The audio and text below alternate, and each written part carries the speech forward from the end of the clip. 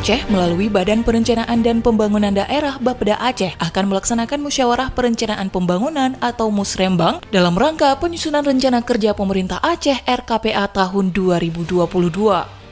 Amanat Undang-Undang Nomor 25 Tahun 2004 tentang Sistem Perencanaan Pembangunan Nasional (SPPN) yang dilakukan oleh Bapeda ini terus berubah dari waktu ke waktu. Hal ini mengubah pola kerja sehingga apa yang dahulu bisa kini tidak bisa dilakukan lagi. Bapeda Aceh sendiri telah mengalami dinamika yang panjang terkait perencanaan pembangunan Aceh. Bapeda era Majid Ibrahim dananya sangat terbatas dengan sistem regulasi dan dokumen yang sederhana. Hal ini tentu berbeda dengan masa Ibrahim Hasan dan Syamsuddin Mahmud yang pendanaannya berbasis zonasi. Begitu juga masa berikutnya, yaitu masa otonomi sejak tahun 2008 hingga tahun 2021 ini dengan UUPA yang didukung dana otsus berbeda pula pola perencanaannya akibat adanya kanun dana otsus. Bahkan perubahan terus terjadi ketika lahirnya e-planning, di mana perencanaan dipisahkan dengan penganggaran sejak tahun 2014.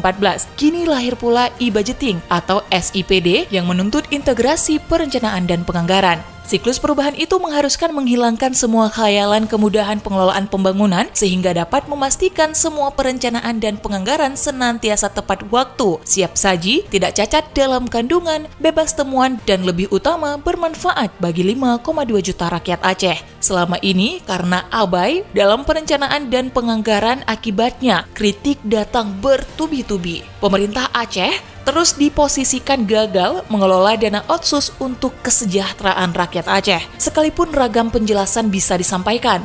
Namun, karena struktur perekonomian Aceh belum kuat yang membuat investasi belum tumbuh, otomatis bukti kesejahteraan belum nyata ada di depan mata. Mau tidak mau, saat ini pemerintah Aceh harus mengakhiri penyakit seharusnya, semestinya, pokoknya atau petamong dile entre tapi ketema. Perencanaan selalu diawali dengan dawa-dawi non-teknis dan tua substansi. Akibatnya, meski pengesahan APBA sudah tepat waktu, namun penyakit revisi tunggu APBA perubahan, dokumen belum selesai dan lainnya membuat jadwal jadi molor. Taktuk terlambat sehingga putus kontrak, yang akhirnya muncul masalah tidak fungsional dan terbengkalai.